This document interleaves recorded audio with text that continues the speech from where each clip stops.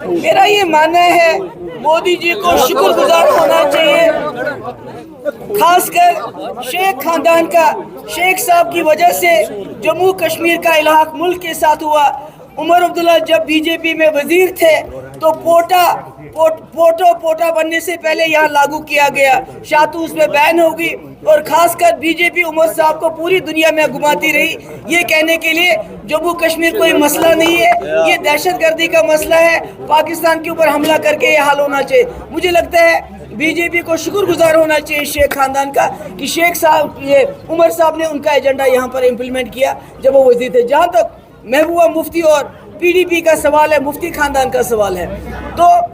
مودی جی کو یاد ہوگا پہلے 2 مہینے پھر 3 مہینے وہ ہمارے دروازے پہ رہے، ان کے لوگ کی خدا کے لیے ہمارے ساتھ سرکار بناؤ اور آپ جو شرط رکھو گے ہم آپ کے ساتھ سرکار بنانے کے لیے تیار ہیں، اور ہم نے شرطیں رکھی 370 کے ساتھ چھیڑ چھاڑ نہیں کرنا، اور راستے کھولنا، ایسپا ختم کرنا، پاکستان سے بات کرنا، حریت کے ساتھ بات کرنا، جس کے لیے ہم نے وہاں سے بہت بڑا ڈیلیگیشن بھیجا،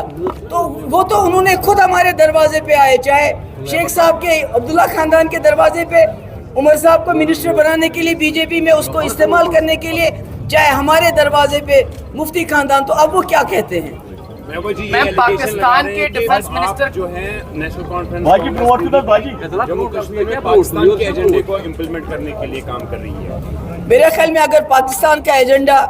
عبداللہ خاندان نے امپلیمنٹ کیا ہوتا تو جموں کشمیر ہندوستان کا حصہ نہیں ہوتا، پاکستان کا حصہ ہوتا، یہ آزاد ہوتا، ٹھیک ہے؟ میم نیشنل کانفرنس اور کانگریس کا جو مینیفیسٹو ہے اس کو لے کر کے پاکستان میں بلے بلے ہو رہی ہے، جو خواجہ آصف کا بیان آیا جو ڈیفنس منسٹر ہیں پاکستان کے، کل پردھان منتری نے بھی سری نگر میں یہی کہا ہے کہ بلے بلے ہو رہی ہے پاکستان میں۔ مجھے لگتا ہے بی جے پی ہر محاذ پہ ناکام ہو گئی ہے۔ انہوں نے کہا تھا ہم ہر سال 2 کروڑ نوکریاں دیں گے، 10 سال میں 20 کروڑ نوکریاں بنتی ہیں، ہندو مسلم کرنے کے بعد، لوگوں مسلمانوں کو لنچ کرنے کے بعد، مسجدیں توڑنے کے بعد اب ان کو پاکستان یاد آ رہا ہے، تو یہ تو صرف ان کا اپنا فیلئر چھپانے کے لیے الٹی سیدھی باتیں کرتے رہتے ہیں۔